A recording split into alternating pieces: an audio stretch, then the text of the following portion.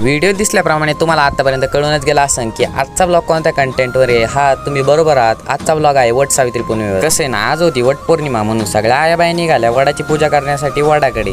मग मी आणि कॅमेरामॅन पण निघालो वडाकडे. म्हटलं चला आजची वट पौर्णिमा थोडी वेगळी साजरी करूया. आता वेगळी म्हणजे त्या सणामध्ये काही बदल वगैरे नाही करणार, पण कसं आहे ना भावांनो, गावाकडचे जे छोटे मोठे कार्यक्रम असतात ना ते कधी लोकांपर्यंत पोहोचतीच नाही. पण आज म्हटलो चला आजची वट पौर्णिमा आहे ना ही लोकांपर्यंत पोहोचलीच पाहिजे. आता तुम्ही बघू शकता कसं पारंपरिकरित्या आधी वडाची पूजा केली, त्यानंतर त्याला पाणी घातलं आणि मग सगळ्या आयाबायांनी ना दोऱ्याच्या गुंड्या घातल्या आणि वडाला 7 चक्कर मारली. आता तुम्ही म्हणशाल 7च चक्कर का मारायचे, कमी जास्त नाही मारू शकत का? तर 7 जन्म हाच नवरा भेटू यासाठी ते 7 चक्कर मारतात. आता तुम्ही विचार करत असता की तुला हे सगळं कसं काय माहिती, तर भाऊन हे सगळं मला सांगितलंय माझ्या आजीनं. आता तुम्हाला एक गोष्ट माहिती का, हा जो वट सावित्री पौर्णिमेचा जो सण आहे ना तो भारतातील मोजक्याच राज्यांमध्ये साजरा केला जातो. त्यापैकी काही राज्य आहेत महाराष्ट्र, गोवा, गुजरात आणि उत्तराखंड. आणि हो, तुम्हाला आणखीन एक गोष्ट माहिती की या पौर्णिमेला सावित्री पौर्णिमाच का म्हणतात, तर